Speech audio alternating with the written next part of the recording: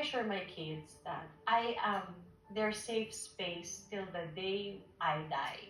And this is what I told my daughter in her bridal shower, the speech that I gave. I told Claudia, for as long as I am breathing, there is nothing in this world that can happen to my children that they will not survive. I will always be their strength. Even if I have just a little ounce of strength in my body, I will give it to my children. I am your safe space. I will love you forever and ever, whether you like it or not. And I will be your mother forever. And I'm sorry, I cannot protect you from, kasi I can protect my children from everybody. Pero hindi ko sila napoprotektahan sa tatay nila. You know, that's frustration I feel, Oji. And sometimes I apologize to my children that sana bago ko pinakasalan si Dennis, and this is my advice to my children and my advice to all the single women. When you choose your future partners, when you have boyfriends na red flag na talaga, isipin mo kung ikaw kaya mo to,